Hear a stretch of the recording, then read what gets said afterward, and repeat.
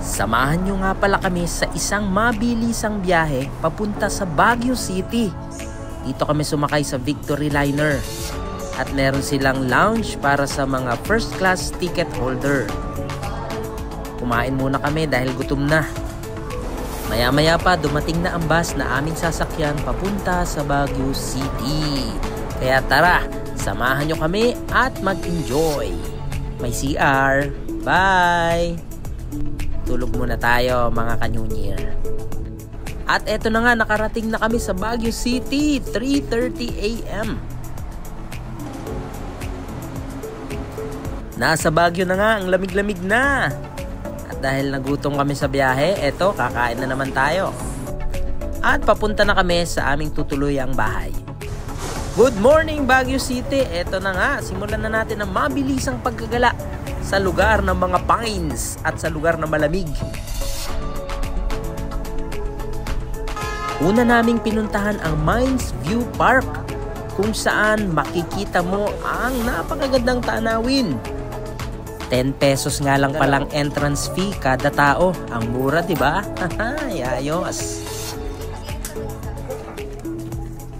Sumikat ang Mines View Park dahil sa overlooking view ng mining of Itogon at makikita ang Cordillera Mountains. Anyo ha sayo, sili ang sayo. Nung mga unang panahon, ginagamit ang Mines View Park para matanaw nila ang gold mining at copper mining. O, di ba? Madami ka ditong pwedeng gawin sa Mines View Park, kagaya ng pagsakay sa kabayo, pagsusuot ng kanilang Igorot costume, at syempre hindi mawawala ang pagtanaw sa napakagandang tanawin na ito.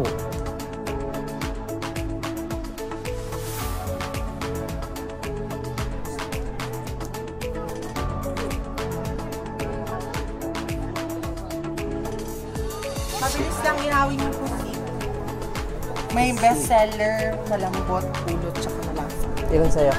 Magkano dito? 100. 35 isa.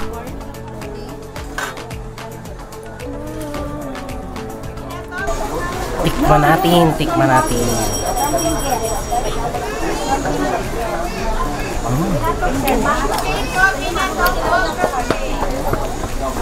Ano ilagay natin? I have. And may water, mineral water dito. Bili kayo. At nandito naman tayo sa Wright Park kung saan ipinangalan kay Governor Luke E. Wright na siya namang nagsilbi sa Pilipinas bilang Governor General mula 1904 hanggang 1906 at naging Secretary of War mula 1908 hanggang 1909.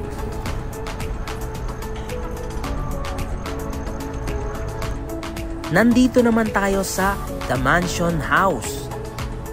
Tuwing summer, dito tumitira ang mga American Governor General ng Pilipinas. Wow, may pa-summer residence.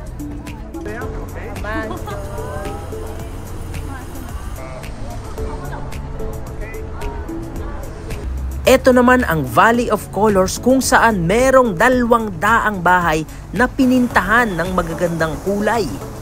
Nagsimula ang ideya na ito na pintahan ang mga bahay noong 2016 at nagtuloy-tuloy na nga dahil natuwa ang mga turista. Hindi pwedeng hindi mo pupuntahan ang Burnham Park kapag pumunta ka dito sa Baguio City.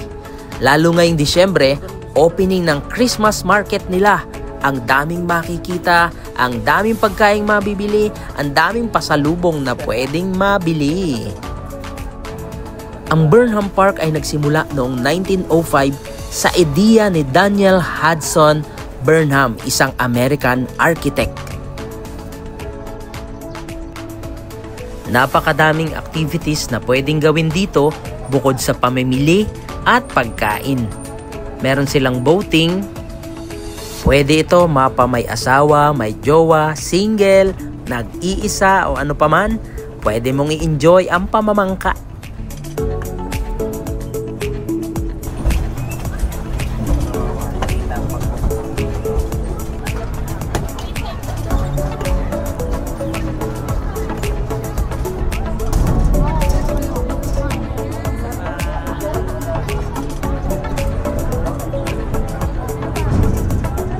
Pwede ka ding magbike dito sa Burnham Park.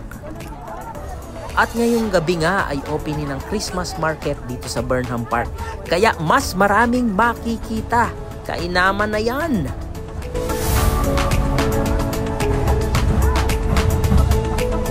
Baka tayo mapasama. Baka tayo mapasama.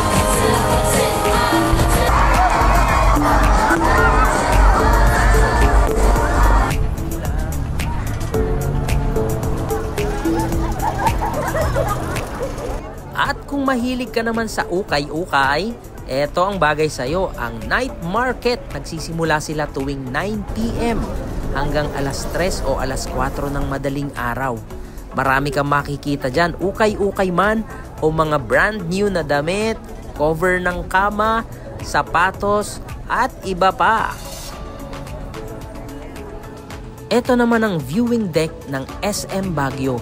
Mula sa viewing deck na ito, makikita mo ang kalawakan ng Baguio City. Ito siya paggabi. Ang ganda, di ba? Very relaxing. At hindi pwedeng hindi ka maglalakad sa Session Road, lalo na sa gabi. Madami ka rin dito makikita, kaya lang ingat-ingat mga ka-New Year dahil baka madukutan ka o mawalan ka ng gamit. Kaya't ano pang hinihintay mo ka-New Year? Bisita na sa Baguio City. Bye!